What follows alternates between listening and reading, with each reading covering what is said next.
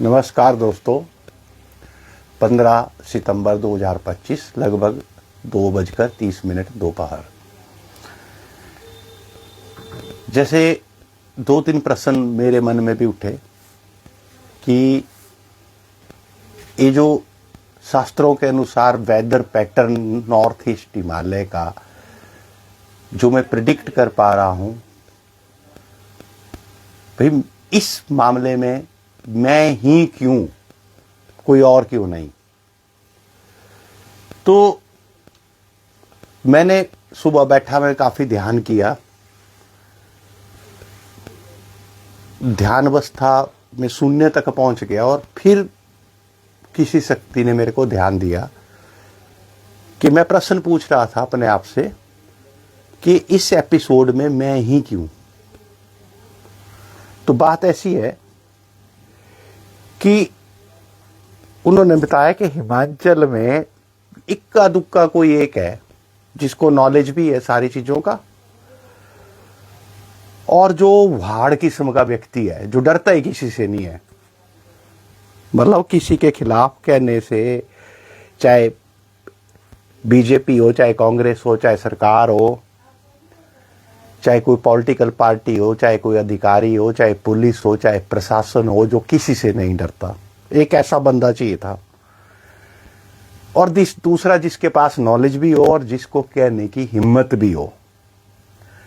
तो वो तो आप इतनी सालों से 2022 से केजरीवाल आंदोलन के टाइम से जानते ही हैं कि मैं ना पुलिस से डरता, ना प्रशासन से डरता, ना किसी संगठन से डरता, ना किसी पार्टी से डरता, ना किसी की चमचागिरी करता।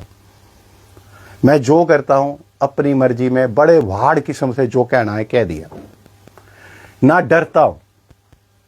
अब कई बार ऐसा भी तो डर होता है ना, मान लिया अगर किसी को लालच हो अपना, वो सोचता है यार मेरा इतना रेपुटेशन बन गया है मार्केट में, लोग मेरा विश्वास करते हैं, अगर कहीं मैंने ऐसी बात लिख दी, मन में होता है एक बंदे के भय कि लोग मेरी बातें तो मानते हैं, लेकिन मान लो मैंने कोई ऐसी बात लिख दी, कोई ऐसी घटनाएं लिख दी जो नहीं हुई, जो सत्य नहीं हो बाद में, तो सारा कुछ रेपुटेशन सारा दांव पे लग जाएगा। अब डरेगा कौन? जिसको लालच हो। मुझे तो लालच ही किसी चीज का नहीं है, ना धन का, ना संपत्ति का, ना अपनी जान का, ना मरने का, ना मारने का, ना पुलिस का, ना प्रशासन का, ना सरकार का, ना किसी राजनीतिक नेता या पार्टी का। तो उन शक्तियों ने मेरे को ध्यान दिया कि ऐसा व्यक्ति, देखिए सीधी सी बात है, मेरे को एक ध्यान बात आई। मान लिया आपने टाइलें डलवानी है घर में, आप तो एक मामूली व्यक्ति हो, आपने अगर टाइलें डलवानी है घर में, ठीक है, तो आप क्या चिनाई वाले मिस्त्री को लाओगे या लकड़ी वाले मिस्त्री से करवाओगे? हम नहीं। जो सुटेबल बढ़िया व्यक्ति होगा उस काम को करने का, उसी को चूज करेंगे।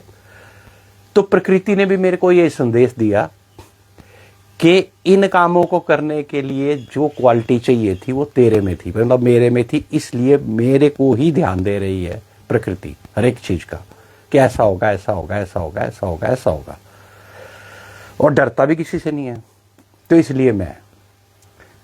दूसरी बात, सुअर मांस का टोटका तो मैंने कई बार बताया कि जिनकी जमीन फट रही है, मकान हिल रहा है, लैंडस्लाइड हो रहा है, कुछ खतरा है, तो सुअर का मांस ले लीजिए 20-25 रुपए का, उसको बिल्कुल बारीक कीमा टाइम टुकड़े कर लीजिए या ग्राइंडर में उसका पेस्ट बना लीजिए, बोन हड्डियां रिमूव करके उसका ग्राइंडर में पेस्ट बना लीजिए, उसको पानी में घोल के या थोड़ा शराब डाल के साथ में उसका छिड़काव कर लीजिए। तो नो डाउट बहुत रिपोर्ट्स हैं, लोग अपने आप सामने नहीं आना चाहते, लेकिन उनको फायदा हुआ है। उनके घर के आसपास का लैंडस्लाइड रुक गया, या जमीन जितनी फटनी थी फट चुकी, या पानी निकल रहा था अंडरग्राउंड वो रुक गया। वो बोलते हम सेफ हो गए, लग रहा है कि सेफ हो गए। फ्यूचर में क्या होता है मुझे भी नहीं पता, उनको भी नहीं पता, ठीक है। लेकिन बहुत से लोगों का एक प्रश्न है कि वो जी शाकाहारी हैं, पंडित हैं, ब्राह्मण हैं, या ऐसा है वैसा है, 50 ऑब्जेक्शन है उनको सुअर के मांस पे, पाप है, फलाना है। तो फिर मैं ध्यान में बैठा, आज इसी बात ये प्रश्न लेके बैठा तो प्रभु ऐसे लोगों को क्या उपाय दिया जाए?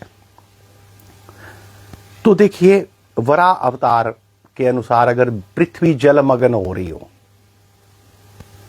जल से संकट आ रहा हो, तो वराह ही पृथ्वी की रक्षा कर सकते हैं, उस जमीन की रक्षा कर सकते हैं। हमारे सभी जगह लिखा हुआ है, ठीक है।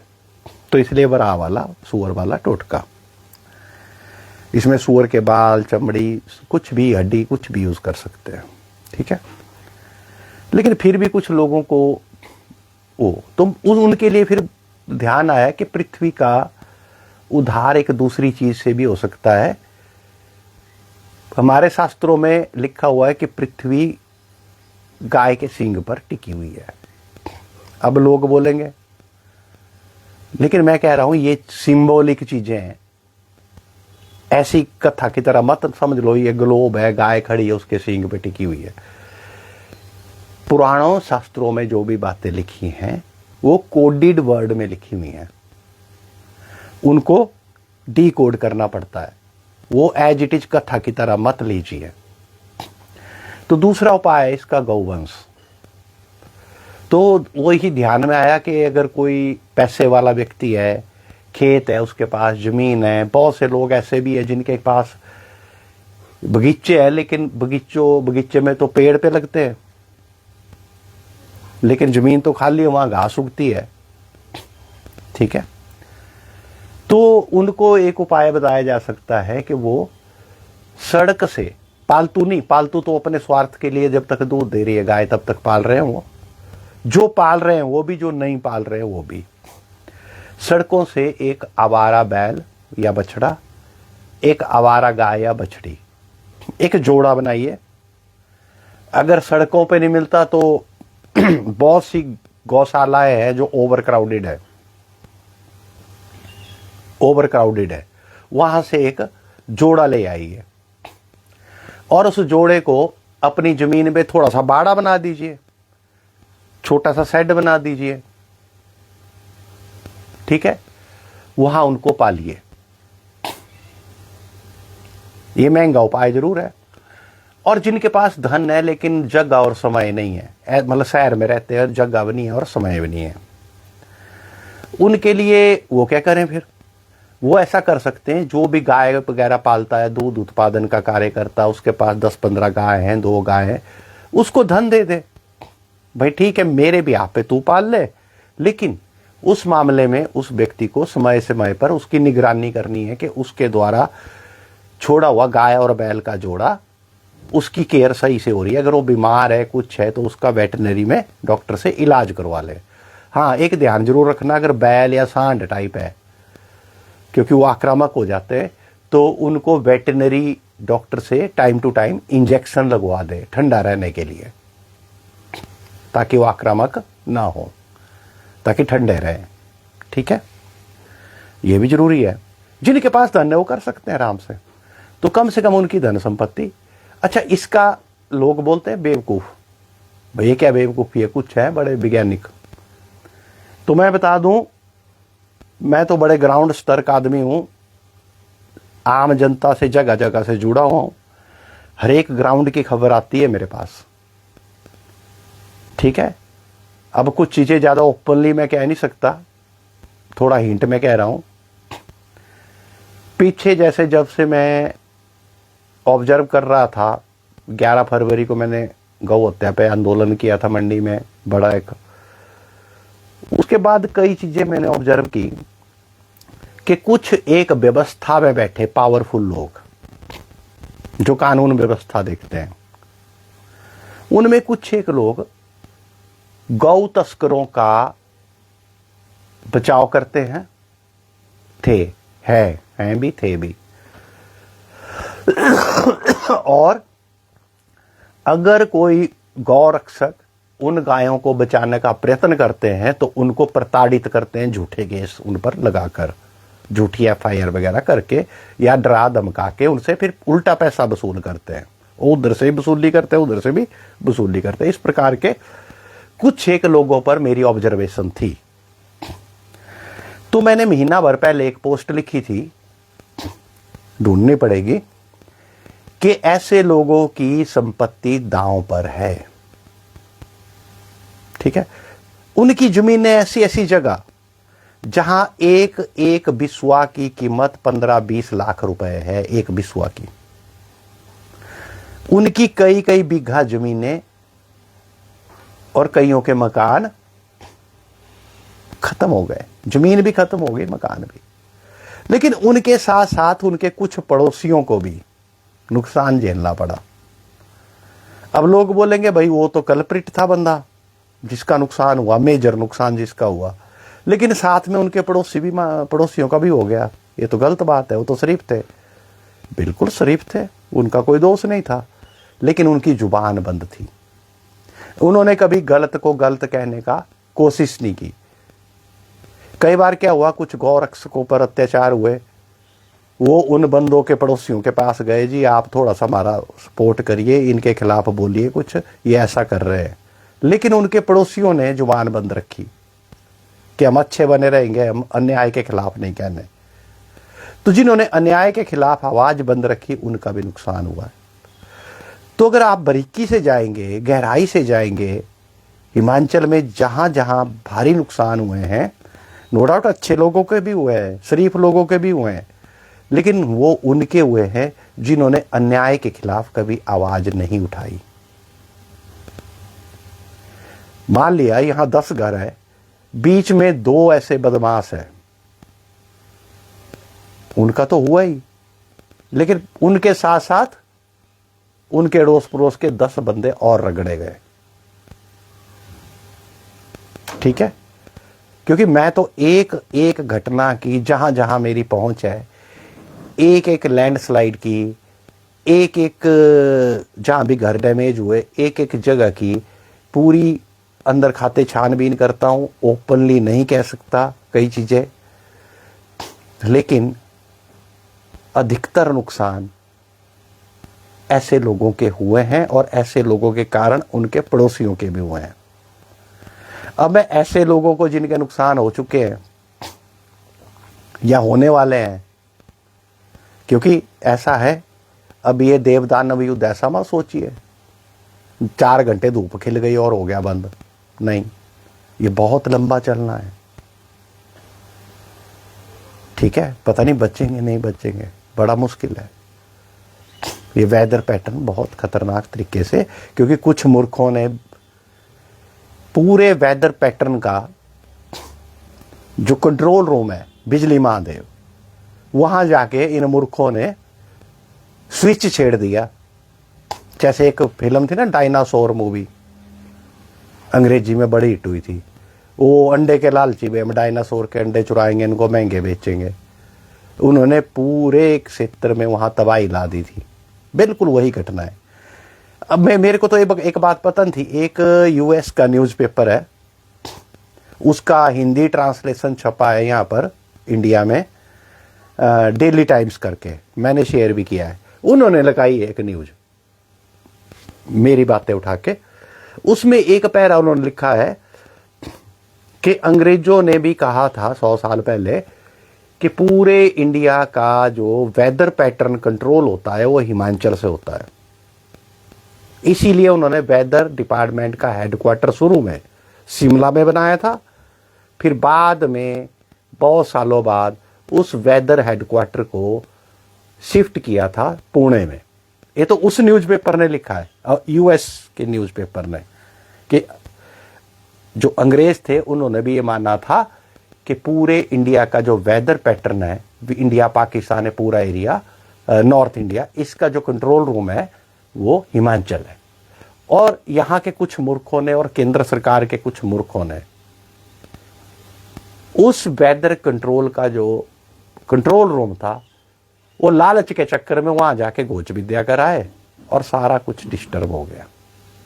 क्योंकि 2023 से भी यही बोल रहा हूं, जो पुराने जानते हैं, नए बंदा तो पता तो कुछ नहीं होता, ऐसे ऐसे बेवकूफ है गधे जिनको ये नहीं पता कि अगर उनकी वाल पे नहीं आया तो प्रोफाइल पे नहीं जा सकते किसी के, भाई ये क्या बंदा, भाई सारी पोस्टें किसी की देखनी हो तो वो बंदे के प्रोफाइल पे भी नहीं जा सकते, इतना नॉलेज भी नहीं है उनको कि उसकी बाकी पोस्टें भी देख ले। वो भी बीच में कहीं उनकी वॉल पे कोई पोस्ट आ जाती है, वहां कुछ उल्टा सीधा लिख के गाय बोल लेते हैं। तो उनके बल जिनके पास खोपड़ी नहीं है, दिमाग नहीं है, उनका क्या किया जा सकता है।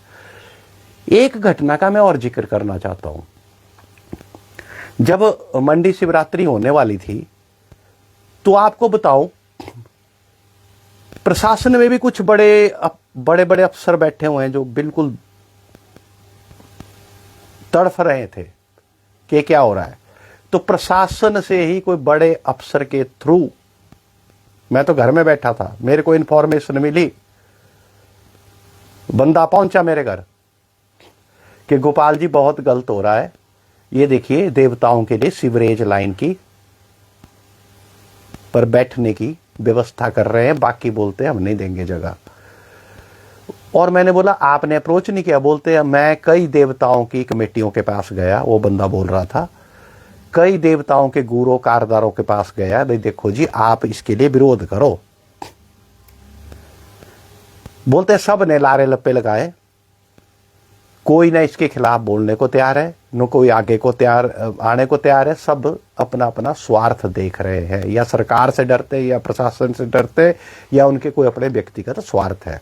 वो गुरुओं के पास भी गए, मंदिरों में पुजारियों के पास भी गए, देवताओं के कारदारों के पास भी गए, देवता कमेटियों के पास भी गए कि जी ये भाई अब ऊपर वाले नहीं मान रहे सारे, लेकिन मैं व्यक्तिगत रूप से दुखी हूं, प्रशासन का ही एक अधिकारी, मैं व्यक्तिगत रूप से दुखी हूं कि देवताओं को बैठने के लिए सीवरेज लाइन की व्यवस्था की गई है सीवरेज लाइन पर। अब लास्ट में वो मेरे पास आया, मैं तो घर में बैठा था, मेरे को तो नॉलेज भी नहीं था, मैं तो निकला भी नहीं था। बोले गोपाल कपूर जी आखिरी उम्मीद आप ही हैं कि कोई इसके खिलाफ, अब हम तो बोलते नौकरी में हम तो बोल नहीं सकते इस चीज को, अगर हम बोल लेंगे तो उल्टा हो जाएगा, ठीक है, तो अब आप ही आखिरी उम्मीद है। तो जब मेरे पास आया मैंने आवाज उठाई, जब नहीं माना तो मैंने फिर बोल दिया था उसी टाइम, पूरी भविष्यवाणी दी थी उसी टाइम 25 फरवरी को 2025 को, कि मंडी खासकर वो क्षेत्र जहां से बड़े देवी देवता आते हैं, सराज, करसोग, नाचन, ये सारे में विनाश हो जाएगा। और हुआ। तो प्रकृति को भी ऐसा बंदा चाहिए होता जो उसके सुटेबल है, जिसका अपना स्वार्थ ना हो। किसी को नाम कमाना है, किसी को पैसा कमाना है, किसी को संगठन के पदाधिकारी बड़े बनना है, किसी को नेता बनना है, वो तो उस पर्पस से काम करेगा। मेरा तो कोई पर्पस ही नहीं है। मैं तो उल्टा जब से इस फील्ड में कूदा हूं, लाखों की इनकम गंवा चुका हूं और गंवा रहा हूं आज भी मैं अगर नॉर्मल टाइम की तरह ज्योतिष की कुंडलियां देखता तो 4-5 हजार डेली कमाता हूं। मैंने तो महीना हो गया मेरे को बंद किए हो काम, कि मैंने अपनी ऊर्जा इधर लगानी है, मुझे पैसा नहीं कमाना है। मेरे को तो बीड़ी सिगरेट पीने के लाले पड़े।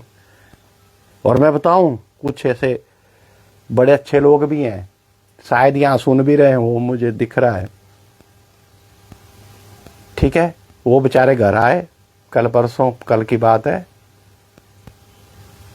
और उन्होंने मेरी पोस्ट पढ़ी, बोले कपूर साहब कितने हो गए सिगरेट का उधार। मैंने कहा यार बतेरा, अब क्या करें। वो बंदे मेरे को कुछ पैसा दे के गए, कपूर साहब। मैंने कहा मैं नहीं लूंगा भाई, मैं पता नहीं कब उतारूंगा ये कर्ज, मुझे कर्ज नहीं करना है। बोले आप समाज के लिए अच्छा कर रहे हैं, तो बोले मैं आपके लिए बीड़ी सिगरेट के पैसे नहीं दे सकता। जबरदस्ती रख गए 5,000 रुपए। अब ना वो सामने आना चाहते, ना मैं सामने उनका नाम लेना चाहता। सुंदरनगर से आए थे स्पेशली बस पर, बस पकड़ी, कितने घंटे, मतलब आजकल तो ट्रैफिक की प्रॉब्लम है, पहुंचे घर।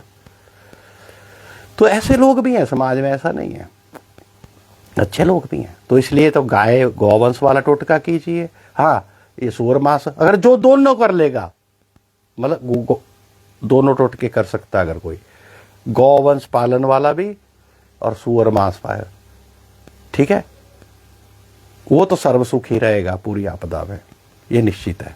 अब क्यों होगा, कैसे होगा, बड़े भारी प्रश्न होते हैं।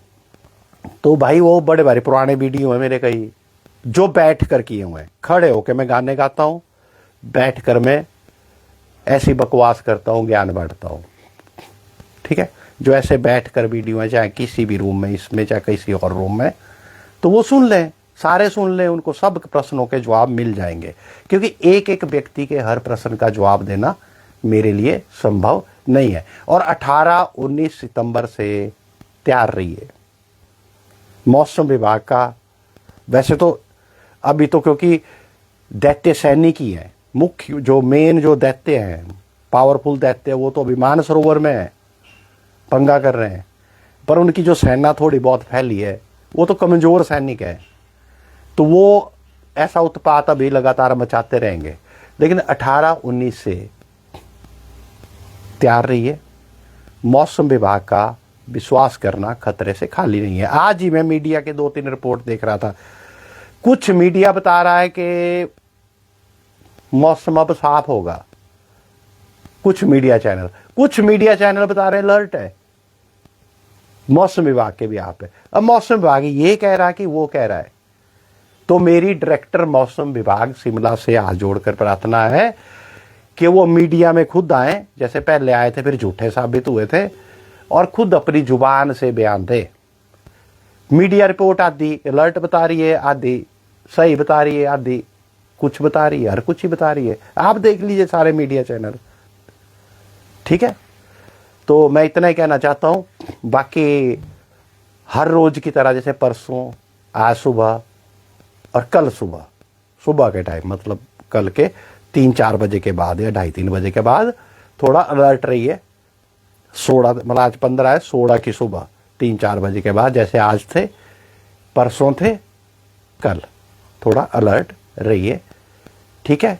धन्यवाद, जय हिंद। अच्छा हाँ, दूसरी बात, जैसे मैंने आज सुबह लिखा था कि 3:30 से 5, भाई बहुत जगह बारिश हुई, न्यूज़ें कई जगह से आ रही है, कई जगह से नहीं आ रही।